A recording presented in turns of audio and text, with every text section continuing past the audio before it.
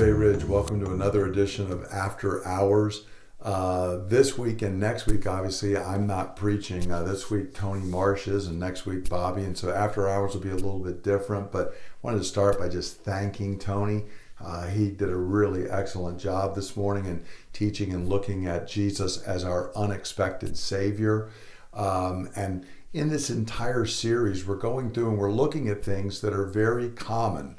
That Jesus is the righteous King, that He's the Savior, that He is humble, but at how all of these are somewhat unexpected. And I think this is important because it's easy for us when we face this and we come around to Christmas again and we're going through Advent each year to think, well, this is all the old familiar stuff. I already know this, and that familiarity can almost breed contempt, and if not contempt, at least maybe just a little bit of boredom. It's kind of like, I already know this. But I want to encourage us as we're doing that, as Tony helped us to see today, that we really can be touched and impacted when we consider what these things are. It really is a marvelous story.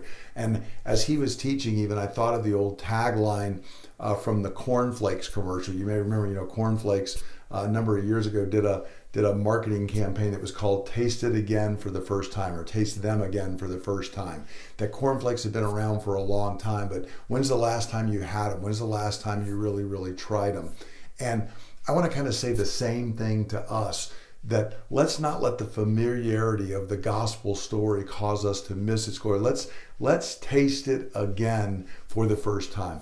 I encourage you, as we're singing some of these songs, and we had a couple of Christmas carols this morning and then a couple other songs. They were all really excellent. They are rich, but let's enjoy that. I'm playing and listening to a lot of Christmas music right now.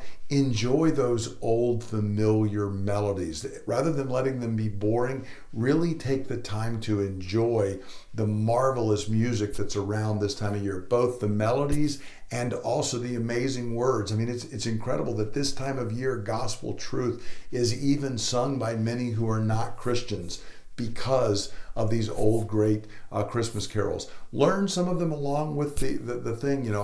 The song we heard from the Advent choir this morning was probably a newer song for most of us, but what rich biblical truths.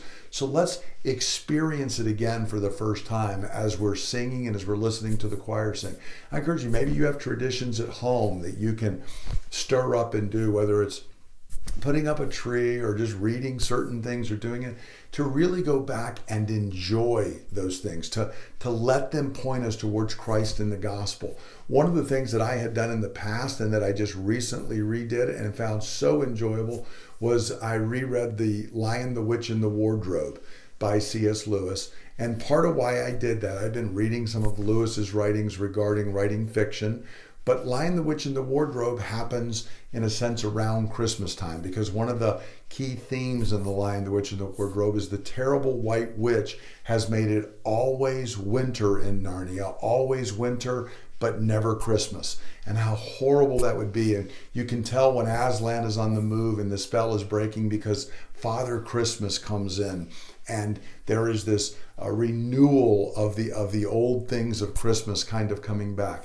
And I have to say, I enjoyed reading The Lion, the Witch, and the Wardrobe more than I have in many, many years of going back and rereading it. So it was just something about that old familiar story that was fresh and new and just really enjoyable. So I encourage you to think through what those things are. Look at them. Anything that would help point you back to this amazing overarching story that, while it is familiar to us in many ways, it ought to shock us because it's so unexpected. What a great story that God has given us, to which all the other stories, all the other songs, everything else points towards this one thing, that Jesus has come and He is the unexpected King. And He's come unexpectedly to give His righteousness to us, to save us, to come in humility, even though He's the King, and that very unexpected nature should cause us to rejoice, to sing, and to shout with joy. I hope it's encouraging to you. I hope you'll just take the time this week to enjoy the amazing story that we celebrate at this time every year, that our King has come and he has brought salvation to us. I hope you have a great week, and I look forward to us gathering again this coming Sunday when Bobby will be teaching us on Jesus as the unexpected, gentle, and humble King. God bless.